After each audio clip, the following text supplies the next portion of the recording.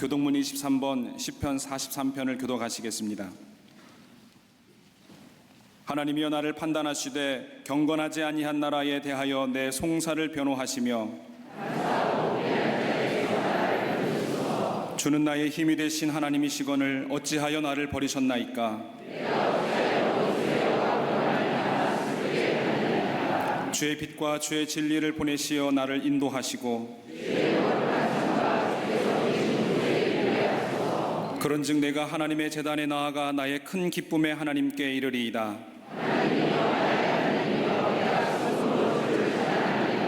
내 영혼아, 내가 어찌하여 낙심하며 어찌하여 내 속에서 불안해하는가.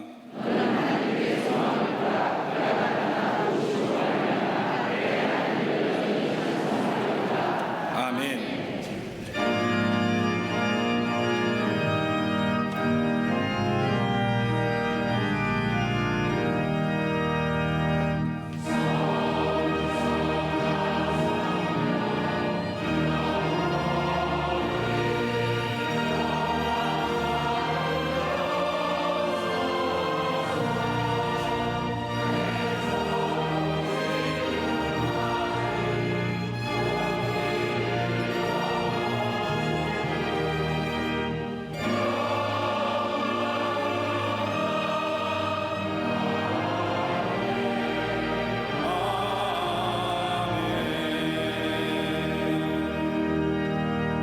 전능하사 천지를 만드신 하나님 아버지를 내가 믿사오며 그 외아들 우리 주 예수 그리스도를 믿사오니 이는 성령으로 잉태하사 동정녀 마리아에게 나시고 본디오 빌라도에게 고난을 받으사 십자가에 못 박혀 죽으시고 장사한 지 사흘 만에 죽은 자 가운데서 다시 살아나시며 하늘에 오르사 전능하신 하나님 우편에 앉아 계시다가 저리로서 산자와 죽은 자를 심판하러 오시리라. 성령을 믿사오며 거룩한 공예와 성도가 서로 교통하는 것과 죄를 사하여 주시는 것과 몸이 다시 사는 것과 영원히 사는 것을 믿사옵나이다. 아멘.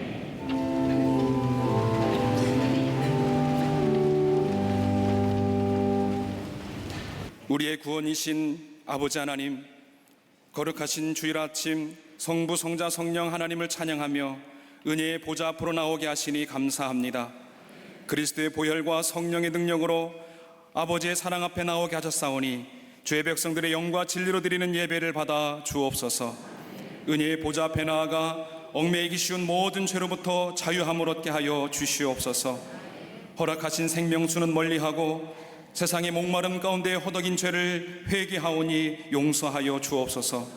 에스겔 굴짝의 마른 뼈들과 같이 메마른 심령이 하나님의 은총의 단비로 다시 살아나게 하여 주시옵소서. 여호와 샬롬의 하나님, 선한 목자 되신 하나님과 주의 말씀을 이 민족의 안내자로 삼게 해 주옵소서. 정치적 이해관계와 우리의 바람으로서의 평화통일이 아닌 하나님께서 이루어주시는 자유와 복음적 평화통일을 속히 보게 하여 주옵소서. 오직 하나님의 보호하심과 인도하심만으로 이 나라의 안보가 지켜지고 정치가 안정되며 경제가 회복될 수 있음을 온 국민이 기억하게 하여 주옵소서. 빛의 숲 광림재단을 구원 방주로 삼으시니 감사합니다. 모든 성도가 하나님 나라 지경을 넓히는 사명을 감당하는 거룩한 주의 백성 되게 하여 주옵소서. 하늘의 신령한 만나와 반석에서 터져나는 생수를 먹고 마시는 호렙산 기도회를 통해서 거룩하고 행복한 한 하루를 살게 하시니 감사합니다. 우리 영혼을 날마다 좋은 것으로 채워주시는 아버지 하나님의 사랑과 축복을 간증하게 하여 주옵소서. 신앙의 대를 이으며 새벽을 함께 깨우는 귀한 자녀들을 축복하시어 남은 여정 동안 뜨거운 성령 체험과 웨슬리와 같은 회심을 경험하게 하여 주옵소서. 이 나라와 세계 한국 교회를 깨우는 다음 세대로 세워질 교회 학교와 청년 선교국의 여름 성경학교 수련회, 교육 선교의 모든 자녀들이 참여하여 하나님을 만나게 하여 주옵소서. 광림 수도원 본당 리모델링과 블라디보스톡과 몽골의 선교센터 건축을 통해 쉬지 말고 기도하라 하신 명령과 땅끝까지 이르러 증인하라 하신 명령에 순종하게 하여 주옵소서. 이 시간 함께 예배하는 동서남북의 광림의 지성전과 해외에 흩어진 선교지들, 방송으로 예배하는 국내의 모든 성도들에게 성령의 단비를 내려 주옵소서. 거룩한 예배를 위해 수고하는 모든 이들의 헌신을 받으사 그 헌신에 합당한 축복의 열매를 거두게 하여 주시옵소서. 마음을 다해 찬양하는 갈릴리 성가대와 갈릴리 오케스트라의 찬양을 기뻐 받아 주옵시고 위로와 소망으로 가득 찬 찬양이 되게 하여 주시옵소서. 우리 구원의 소망이 되시는 예수 그리스도 이름으로 간절히 기도하옵나이다. 아멘. 하늘에 계신 아버지, 이름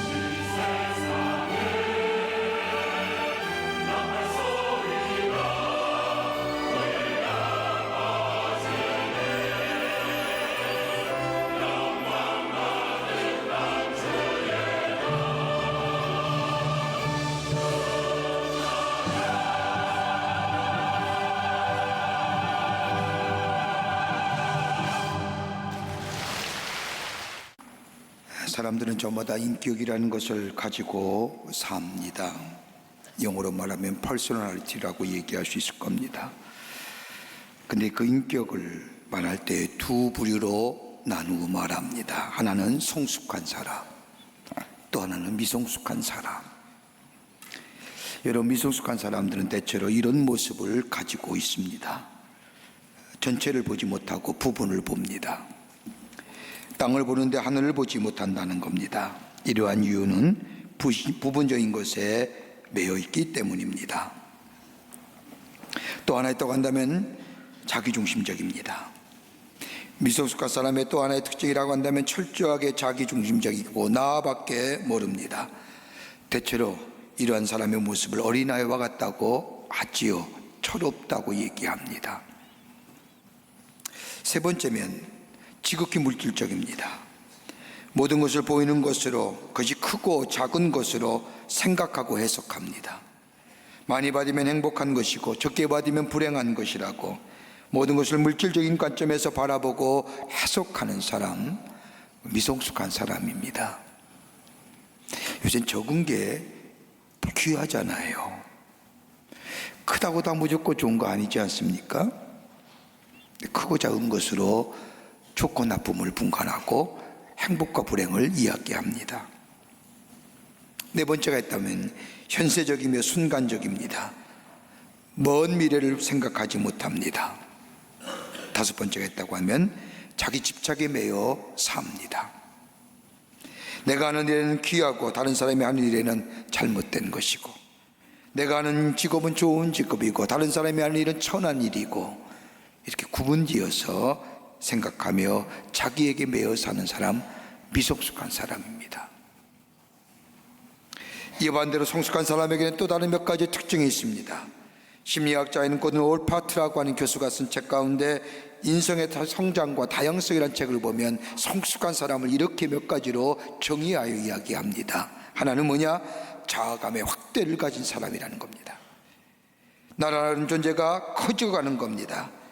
내가 나 하나가 아니라는 것을 아는 사람입니다. 여러분, 어린아이 자라면서 처음에는 엄마와 나만이 아닌 줄 알았는데 나중에 보니까 형제들도 있고 점차로 나 존재의식이 커가는 사람, 자아감이 점점 확장된다고 사는 사람입니다. 덜 큰 의미에서 자기 자신을 생각합니다. 다른 사람을 따뜻해야만이, 저 사람이 편해야만이 나도 따뜻하고 편해야 된다고, 편해질 것이라고 생각하는 사람, 그 관계성 속에서 생각하며 사는 사람, 성숙한 사람입니다. 두 번째가 있다면 정서적 안정을 가진 사람입니다. 자기 자신을 수용합니다. 그리고 자기 자신을 자기가 관리하기에 쉽게 감정에 빠지지 않습니다. 셀프 컨트롤 매니지먼트가 잘 되는 사람이 있지요. 감정에 휩쓸려 살지 않습니다.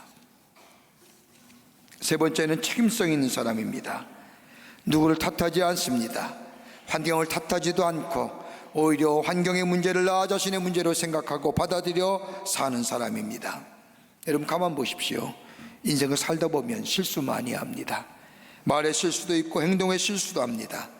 어떤 실수는 돌이킬 수 없을 만큼 뼈아픈 실수가 되어 우리 안에 상처가 되어 흔적으로 고통을 느끼며 살 때가 많이 있습니다. 부모의 실수로 인하여 자녀들이 고통을 당하는 것, 가정의 구성원 한 가운데 한 사람의 저질렀던 실수로 인하여 온 가정이 고통을 당하는 것. 그런데 어떤 사람은 실수가 실패로 끝나는 사람이 있는 반면에 어떤 사람은 실수가 실패로 끝나는 것이 아니라 성숙과 성장의 기회로 삼는 사람을 보게 됩니다. 이 성숙한 인격의 사람입니다. 또 하나 있다고 한다면 현실을 정확하게 인식하고 자기 성찰 능력이 있는 사람입니다. 언제나 자기 자신을 볼 줄 알고 자신을 객관화시킬 수 있는 능력이 있습니다.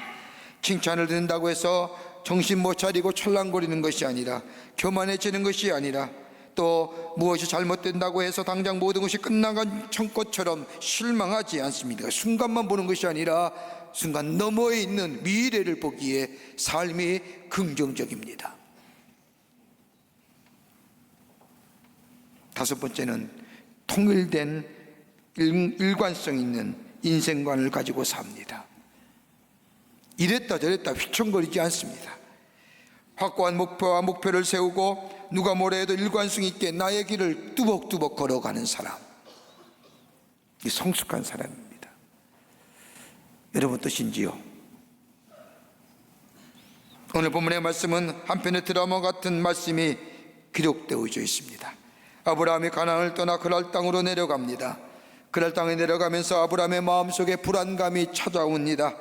마음이 불안한 이유는 다름이 아니라 자신의 아내인 사라가 아름다웠기에 그랄 땅에 들어가면 사람들이 자신의 아내인 사라를 차지하기 위해서 자신을 죽이고 자신의 가정에는 어려움이 올 것이라고 생각하니 불안감이 엄습해 옵니다. 이러한 생각을 한 이 아브라함은 자신의 아내인 사라와 의논하면서 우리가 그럴 땅에 들어가면 내가 당신을 아내라 부르지 아니하고 누이라 부르기로 약속을 합니다. 이 상태로 아브라함의 가족이 그랄 땅에 들어갔을 때에 저 그랄 땅의 왕이었던 아비멜렉이 사라를 보고 반하여 사라를 자신의 아내로 삼기 위해서 데려갑니다. 돌이킬 수 없는 엄청난 일입니다. 아브라함이 해결할 능력이 아무것도 없었습니다. 이것을 인하여 일어나는 수많은 아픔과 수많은 고통을 고스란히 감당해야 할 지경에 이릅니다. 저는 이 말씀을 좀 준비하며 묵상하면서 제 마음속에 한 가지 딱 들어오는 게 하나 있었습니다. 이땐 사라가 나이가 90살입니다. 아름답다고 했습니다. 도무지 이 대목에 이해가 안 되는 겁니다. 사라도 아름답다고, 아브라함도 보기 아름답다겠고 그랄 땅의 왕이었던 아비멜렉이 보고 아름다워서, 보는 관점마다 다르겠지만 도무지 상상이 안 되는 대목입니다. 그러나 말씀이게 믿습니다. 아름다웠을 겁니다. 아멘 하세요.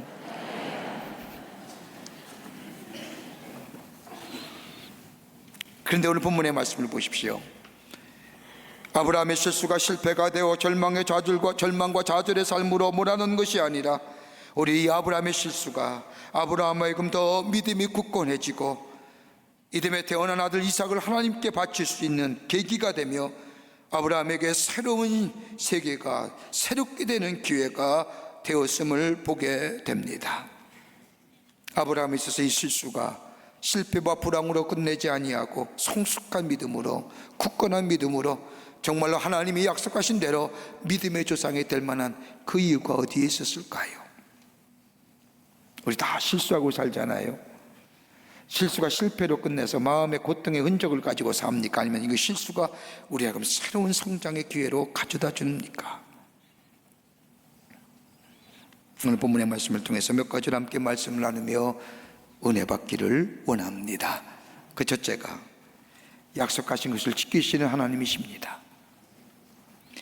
아브라함이 자신이 살던 갈대아 우르를 떠날 때에 하나님께서 그에게 약속하신 말씀이 있었습니다. 이 약속의 말씀은 기회가 있을 때마다 하나님은 아브라함에게 하신 말씀입니다. 창세기 12장 2절의 말씀을 보면 내가 너로 큰 민족을 이루고 내게 복을 주어 내 이름을 창대케 하게 하리니 너는 복이 될지니라. 아브라함께 하나님은 기회가 있을 때마다 이 말씀을 아브라함에게 들려주셨습니다. 어떻게 보면 5가지의 복이에요. 이 말씀엔 5가지의 복이 담겨져 있습니다. 내가 너로 복되게 살게 해주겠다. 너를 통하여 내 가족이 복을 받게 하겠다. 너를 통하여 내 후손이 복을 받을 뿐만 아니라 너를 통하여 내가 속한 민족이 복을 받을 뿐만 아니라 너를 통하여 너 민족을 넘어서서 열방이 복받게 해 주시겠다라는 거예요. 5중의 복음입니다. 여러분 기도할 때 어떻게 기도하세요? 지금 있는 문제를 놓고 기도하십니까? 여러분에게는 큰 문제일지 보지만 하나님 보기에는 하찮은 문제 아닙니까? 적어도 우리의 기도가 이런 기도는 돼야 되지 않겠습니까? 하나님, 나 복받는 존재 되기를 원하고 나로 인하여 내 가족이 복받기를 원하고 하나님, 나를 통하여 내 후손이 복받기를 원하며 하나님, 나를 통하여 이 민족이 복받기를 원하며 나를 통하여 이 민족을 넘어서서 열방이 복받기를 원합니다. 이런 기도가 우리에게 있어줘야 되지 않겠습니까? 너무 큽니까 복이?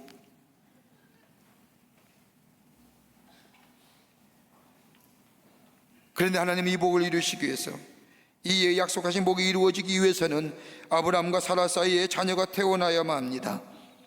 아브라함이 이 하나님의 약속의 말씀을 움켜쥐고 무려 25년이라는 시간이 기다렸습니다.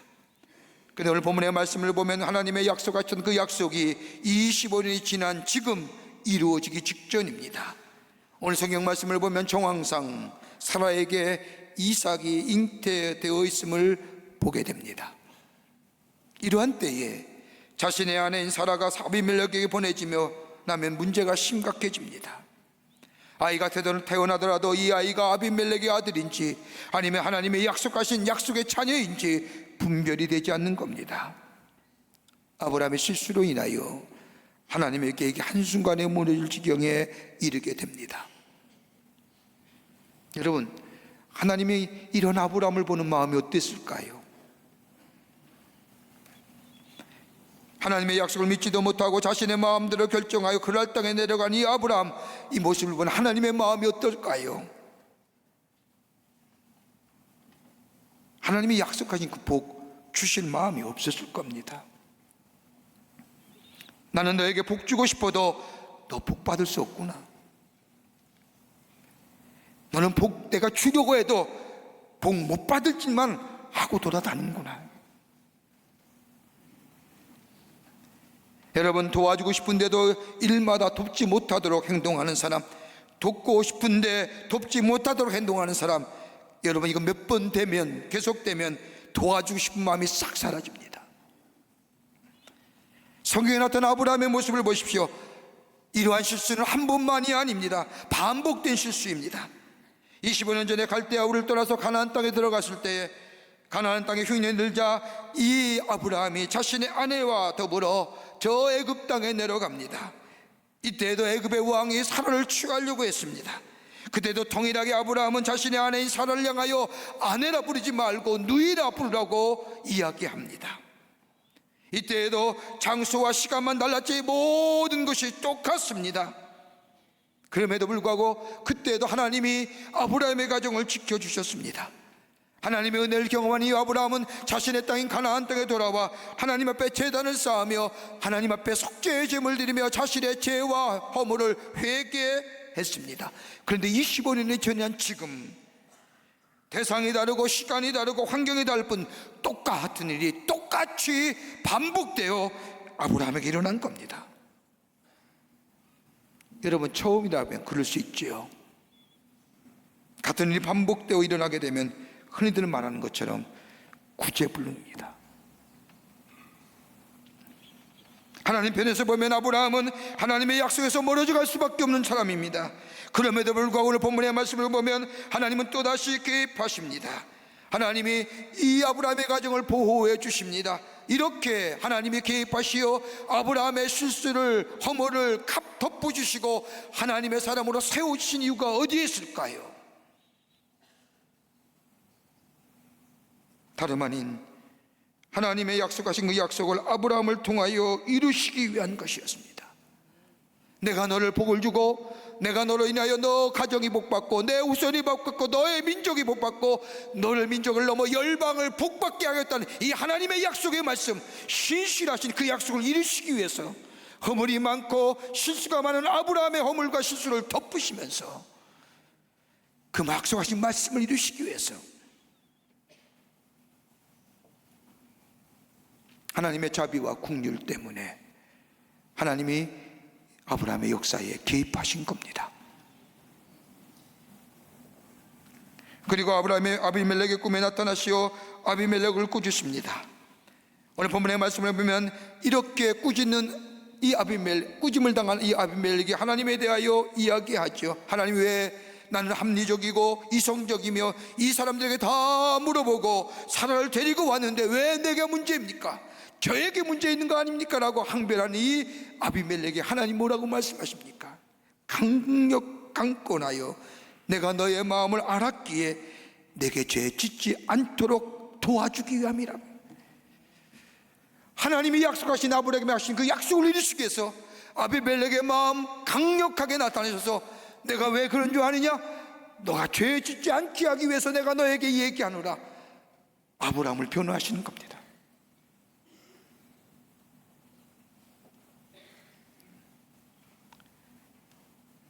하나님은 아비멜렉의 강력한 증거를 보여주시며 말씀하십니다.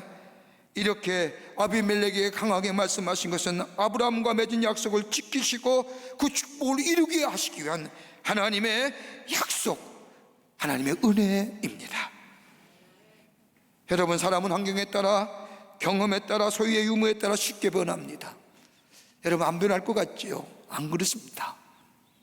이렇게 이야기하더라도, 같이 예배드리다가도 지위가 높아지고 재물이 좀 많아지면, 제가 사람을 많이 대하다 보니까 압니다. 변합니다. 태도도 변하고요. 어느 날에는 거기 있으며 예배드렸던 분이 고개 빳빳하게 들고 예배드립니다. 앞에 드렸던 분들이 점점 뒤로 가는 거 봅니다.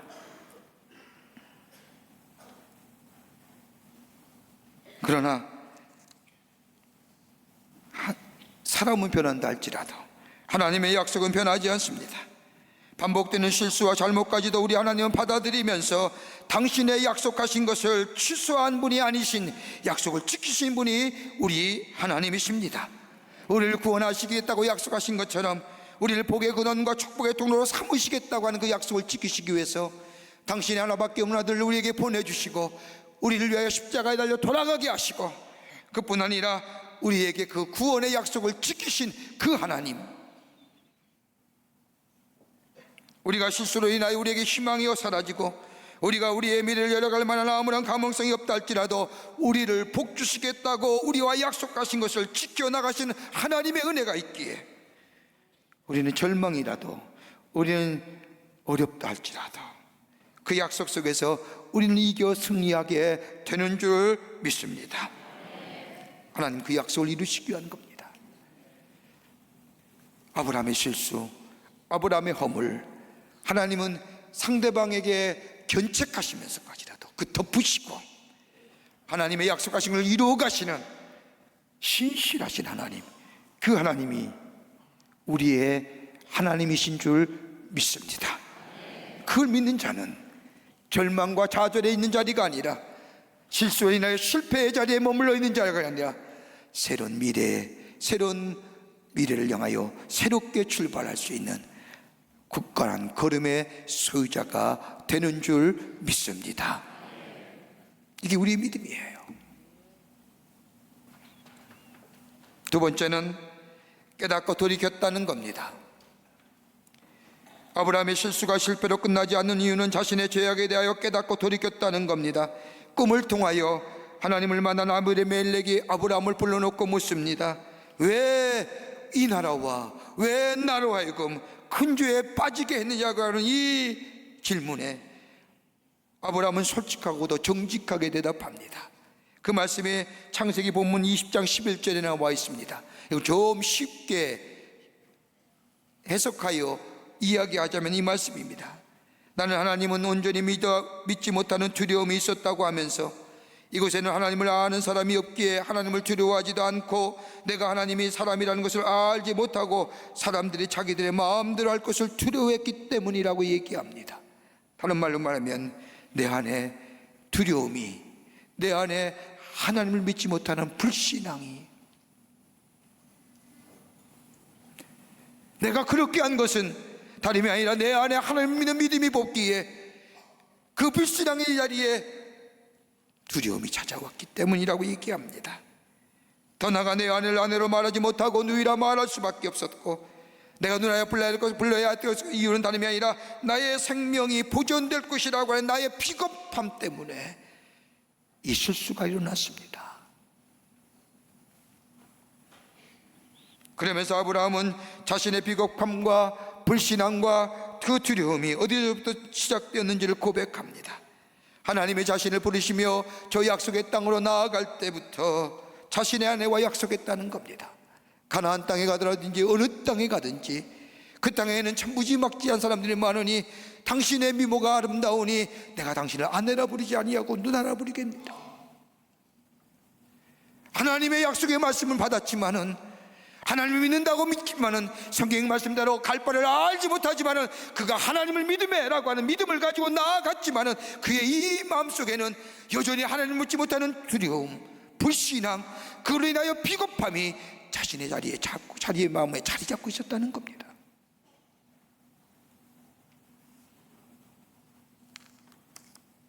주님의 말씀을 믿지 못하는 불신앙의 자리. 여러분, 나이가 들었다고 해서 성숙해지는 것은 아닙니다. 이적과 기적을 많이 경험했다고 해서 그 사람이 변화되는 건 아닙니다. 온전한 변화와 성숙은 다름이 아니라 하나님의 믿는 믿음의 자리에 서게 될 때에 비로소 우리에게 온전한 성숙이란 성숙한 인격의 사람이 됩니다. 여러분, 성숙함은 지식이나 경험이나 삶의 지혜에 나오는 것이 아니라 믿음에서 이루어집니다. 하나님을 향한 온전한 믿음이 우리 가운데 있게 될 때에 내가 중심적이며 물질적이며 현세적이며 순간적이며 자기 집착에 모여 사는 이 미숙한 자리에서 안정적이며 책임적일 뿐만 아니라 저 자신을 바라보며 일관성 있게 목표와 목적을 향하여 나아가는 존재, 믿음이, 하나님을 향한 믿음이 우리 가운데 있었을 때에 가능해집니다. 여러분, 누가 한번 15장 말씀을 보십시오. 탕자의 회복이 어디서부터 시작됐습니까? 자기 자신을 돌이켜보는 순간. 내 아버지 집에는 따뜻함이 있는데, 내 아버지의 보살핌이 있는데, 자기 자신을 돌이켜보는 순간 그게 바로 탕자의 회복의 시작입니다. 요나 회복이 어떻게 시작됐습니까? 폭풍과 몰아치는 그 가운데 문제의 원인은 하나님을 믿지 못한 이 불신앙이 내게 있음을 깨닫게 될 때에 바로 그 자리가 요나의 회복의 시작의 자리입니다. 아브라함은 자신의 죄를 감추거나 변명하는 것이 아니라, 피해가는 것이 아니라 자기의 죄가 어디서부터 잘못되었고 어디서부터 문제인가를 깨닫고 고백하게 될 때에 더 나아가 자신이 죄를 지울 수밖에 없는, 쉴 수밖에 없는 연약한 존재임을 고백하게 되고, 그 고백함에 돌이키는 존재가 될 때에 그는 새로운 미래를 열어갈 수 있는 하나님의 사람이 될 수 있었습니다. 그러기 요한일서 1장 9절과 10절의 말씀을 보면, 만일 우리가 우리의 죄를 자백하면 그는 미쁘시고 의로우사 우리 죄를 사하시며 우리를 모든 불의에서 깨끗게 하실 것이요, 만일 우리가 범죄하지 아니하였다면 하나님은 거짓말하는 이로 만드는 것이니 또한 그의 말씀에 우리 속에 있지 아니하느니라. 고백만 하면, 자백만 하면 미쁘시고 의로우신 우리 주님께서 우리의 죄를 사하시고 회복시켜 주시고 우리의 입에서 원망의 소리가 그치게 하시고 불평과 낙심의 소리를 그치게 하실 뿐만 아니라 나로 하여금 새로운 하나님의 사람으로 새로운 미래를 여는 회복의 존재로 삼으시고 하나님의 약속의 성취를 이루어 가신다는 겁니다. 이게 믿음이에요.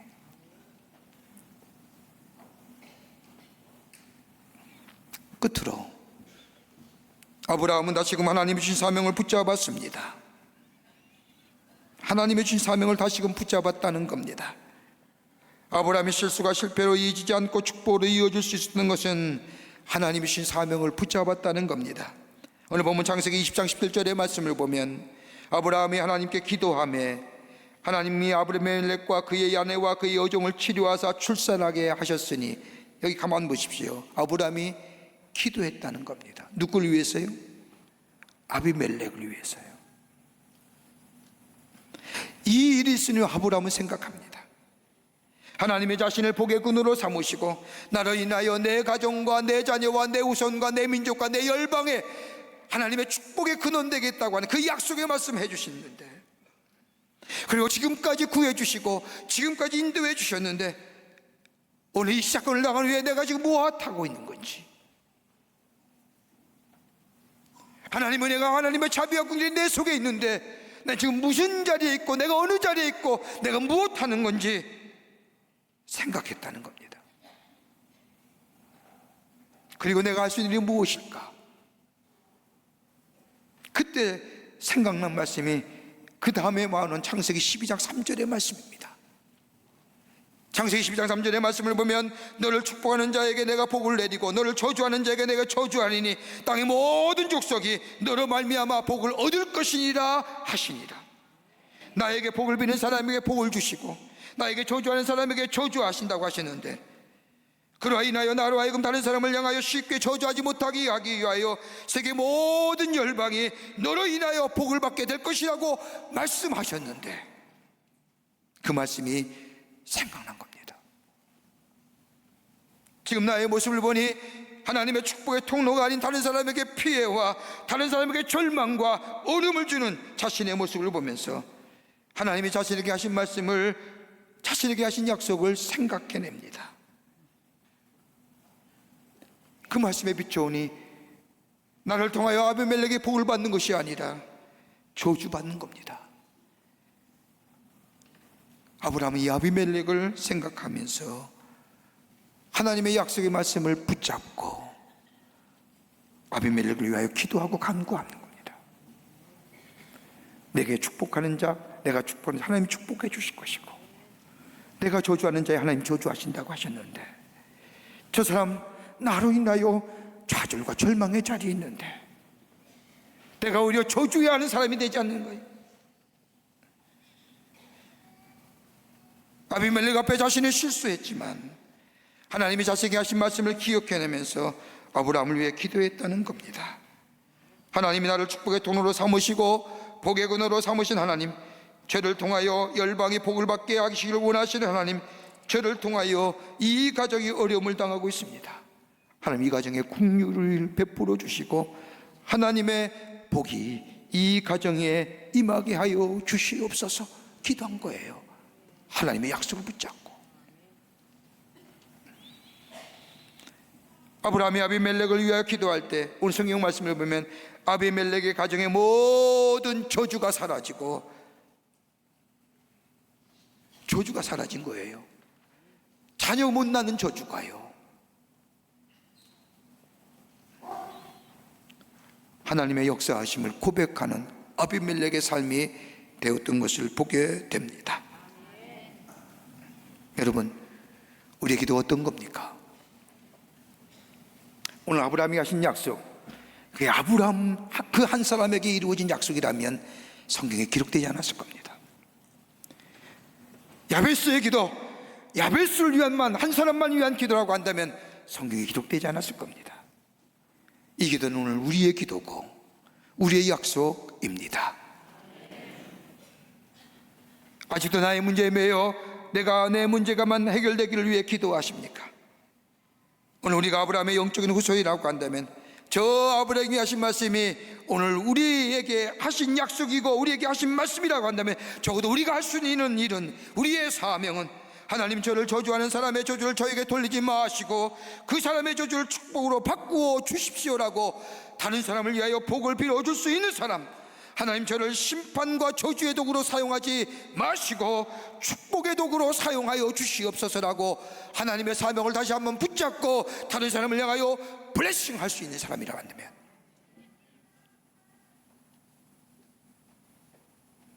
얼마나 귀한 하나님의 약속의 말씀이십니까? 하나님, 저 사람 하나님 뭐 하십니까? 저 사람 안 잡아가고, 이런 얘기하는 게 아니라 하나님 뭐 하십니까? 주무십니까? 이런 얘기하는 거 아니고,